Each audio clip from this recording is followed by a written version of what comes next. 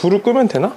자, 그러면은 제일 처음에 첫 단계인 저 넥스트 레벨 기술을 학습하라 부터 이제 시작을 해볼게요.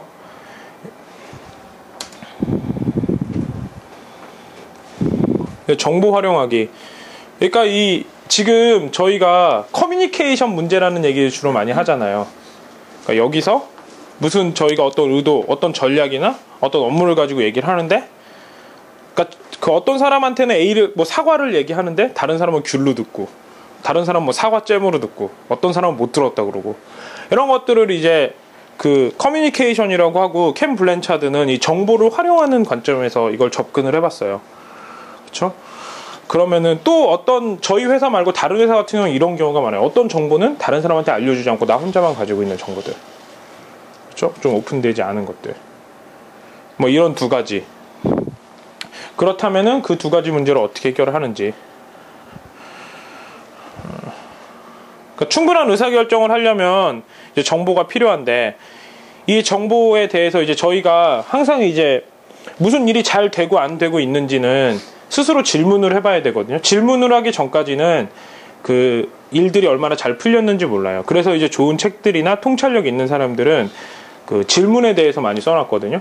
질문은 스스로가 스스로하고 대화를 하는 거잖아요. 그래서 이 의사결정이 잘 돼 있는지 이 네 가지 질문만 던져보면 되는 것 같아요.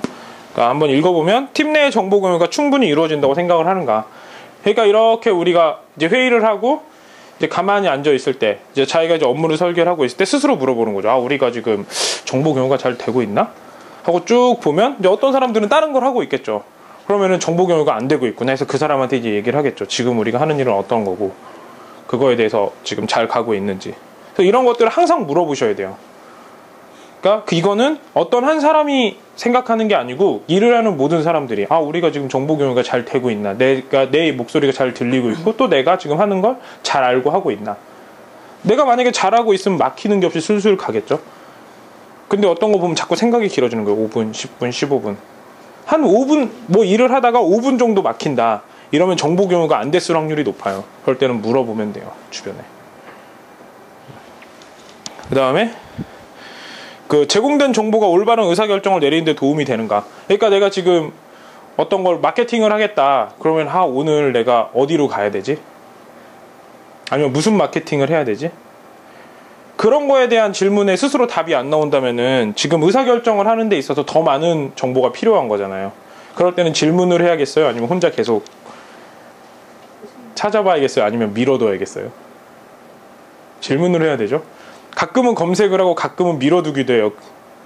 왜냐면 지금 당장 급한 게, 할 수 있는 게 급한 게 아니고 중요한 게 급한 건데 할 수 있는 게 눈앞에 보이니까 밀어두면 안 되고, 이럴 때 질문을 해야 돼요. 내가 지금 어떻게 해야 될지 모를 때, 의사결정을 어떻게 내려야 될지 모를 때 또한 질문을 해야 되는 거고, 그 다음에 팀원들의 업무에 관한 정보가 서로 활발히 공유되고 있는가. 가끔 엉뚱한 거 하고 있는 사람 있죠. 그러니까 엉뚱한 거를 잘하는 사람한테는 15분이나 30분마다 물어봐요. 지금 뭐 하세요? 그 질문 하나면 되거든요. 그러니까 요새 좀 약간 승혁이 형이 슬럼프죠. 그래서 항상 물어보죠. 지금 뭐 하세요? 언제 끝날 것 같아요? 이 두 가지만 항상 물어보면 돼요. 그 업무에 대해서 내가 잘 알던 잘 알지 못하던 그 두 개만. 그러니까 만약에 윤담 씨랑 처음 제가 일을 하게 되면 전화를 하겠죠. 지금 뭐해? 얼마나 걸릴 것 같아? 이 두 가지 질문만 하면 돼요. 그렇죠? 그러면 이제 얘기를 하겠죠. 뭐 지금 내가 뭐 하긴 하는데 지금 뭐가 좀 잘 이해가 안 가, 뭐 이거 하고 있는데 좀 답답해. 그러면은 2번이 안 되고 있는 거죠. 그러면은 뭐 결정을 내리기 위해서 내가 어떤 정보를 더 줘야 되니.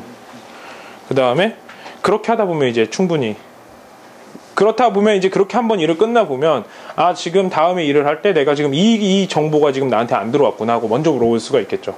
아니면 회의 때 물어볼 수가 있고. 그러니까 내가 처음부터 끝까지 일을 완성을 했을 때는 그 단계를 다 일기 적듯이 적어보면 되게 좋아요. 어떤 흐름이나 어떤 내가 의사결정을 할 때 어떤 정보로 어떻게 의사결정이 내려졌는지. 그러면 내가 새로운 일을 맡게 됐을 때 거기에 있는 퍼즐 중에 안 보이는 것들이 있잖아요. 그걸 질문을 하면 돼요. 그 다음에 팀원들의 업무 관련 정보를 서로 활발히 공유하고 있는가. 그래서 이건 계속 커뮤니케이션을 해보면 되겠죠. 근데 이 두 가지가 내가 제대로 안 썼는데 다른 사람 걸 보긴 참 어렵죠. 근데 보통 내가 잘 안 서는 때 사람들하고 공유를 많이 해서 결국에는 시간 낭비라는 경우가 좀 많아요. 네 번째, 그리고 지금 우리가 이런 상황인지 경영진한테 저희 같은 경우는 워낙 좀 수평적이기 때문에 뭐 경영진이라고 특별히 할 건 없지만 그래도 경영진이라면 저랑 이제 뭐 형태 씨한테 얘기를 해야죠. 지금 우리가 어떤 상황이다. 일이 잘 풀리던 안 풀리던.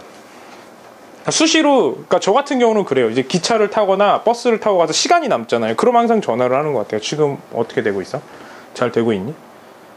그러니까 이것도 되게 좋은 방법인 것 같아요. 예를 들어서 정선 씨가 시간이 막 남아요. 할 일도 없고 책도 안 읽힌다고 있다. 그럼 전화를 걸죠. 아, 지금 뭐 바쁘세요? 하면서 제가 지금 이거 하고 있고 지금 회사는 뭐 하고 있고 오늘은 뭐 하셨어요? 라고 물어보면 이런 게 다 되는 거죠. 그러니까 저는 그렇게 하는 것 같아요. 그래서 딱 쉬는 시간이나 어디 움직일 때 항상 전화를 하는 습관이 있는 거예요. 그러니까 이렇게 한번 이거 써먹으면 되게 좋을 것 같아요. 특히 나랑 같이 일하는 사람들한테는 꼭 틈틈이. 뭐 바쁘면은 끊으면 되니까. 그 다음에 그러면 정보 공유. 과거에는 어떻게 했냐? 팀장하고 팀원하고만 왔다 갔다 했는데 지금은, 옛날엔 그럼 팀장이 주가 됐겠죠? 근데 지금 같은 경우는 팀원이 주예요. 팀장하고 얘기도 하고 고객하고 얘기하고 다른 팀하고도 얘기를 하고. 그러니까 지금 처음에 다미 씨께서 했던 게 이제 옛날 버전이었죠. 하지만 만약에 제가 어떤 일을 맡았다, 이걸로 맡았다, 그럼 일단 저한테도 전화하고 사람들한테도 전화 만나보고 다른 데는 뭐 하는지 봐도 내가 판단을 내리는 거예요. 이 사람이 내리는 게 아니라고요. 이 사람은 하나의 소스에 불과해요. 소스. 그럼 나는 어떤 일을 하는 거냐? 내가 맡은 일 중에 전 세계에서 제일 잘하는 걸 찾아봐요. 그러면 어느 정도 기준까지 해야 되는지 알겠죠. 최소한 이만큼 하는 거예요. 최소한. 그래서 그만큼까지가 능숙해졌으면 그 다음 단계 하나를 더 하면은 되게 잘하게 되거든요. 그럼 일단 눈이 좋아야겠죠. 어떤 게 최고인지 많이 찾아봐야겠죠. 많이 찾아본 다음에 내가 이제 그만큼까지 갈 수 있나 없나를 봐야겠죠. 못 가면 어떻게 하냐? 나 지금 이게 최고고 내가 한 게 이건데 이 갭을 어떻게 좁혔으면 좋을지 모든 사람한테 다 물어봐야겠죠. 특히 같은 팀한테 물어보는 게 빠르겠죠. 그럼 막 답이 나올 거 아니에요. 아니면 일이 분업이 되던가. 그래서 여기까지 가는 거예요. 그 다음에 한 단계 더. 블로그는 쉽죠. 왜냐면 블로그로 접근하기가 쉬운 게, 블로그는 그렇게 팀이 많이 운영하는 블로그가 없어요. 뭐 6, 7명 뭐 프로그래머나 뭐 이렇게 모여서 하는 경우가 없거든요. 특히 해외도 없을 뿐더러 우리나라는 더 없을 거라고요. 그러면 어떻게 하냐? 한 단계 더 하기가 쉽다는 거죠. 그런 것들을 잘 생각을 해보세요. 옛날에는 팀장이 주였지만 지금 팀장이 하나의 소스라는 거. 맡은 건 내가 지금 제일 중요한 사람이라는 거. 은혜 씨도 그렇게 생각을 하시면 돼요. 다음은, 그러면 팀원들이 필요로 하는 정보가 대강 어떤 것들이 있나, 뭐 이런 것들이 있죠. 그러니까 모든 게 다 필요하다는 거예요. 그러니까 이거는 뭐 제조업 관점에서 여러 가지 산업의 관점에 맞춰서 써봤거든요. 그 다음에 올바른 의사결정. 이제 의사결정이라는 건 내가 어떤 정보를 명확히 알았을 때 판단을 하는 거예요. 그러니까 내가 예를 들어서 포유류나 동물이 뭔지도 모르는데 이게 호랑인지 고양인지 판단할 수가 없잖아요. 그렇죠? 저는 옛날에 이렇게 모기가 뭔지를 몰랐어요. 어렸을 때.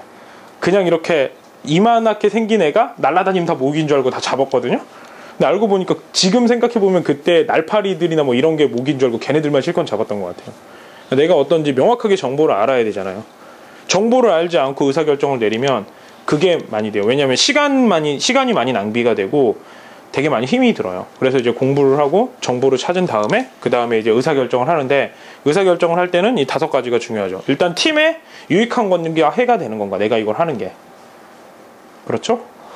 그럼 두 번째, 생산성을 향상시키기 위해 업무 절차를 이게 개선을 하는 건지 아닌지. 그 다음에 뭐 보시는시피 뭐 품질 향상이 되는 건지, 아니면 뭐 필수 교육을 하기 위한 뭐 그런 목록을 작성을 하는 건지 등등, 이제 이런 것들을 보고, 이제 이런 정보들을 보고 이제 올바른 의사결정을 할 수 있다는 거죠.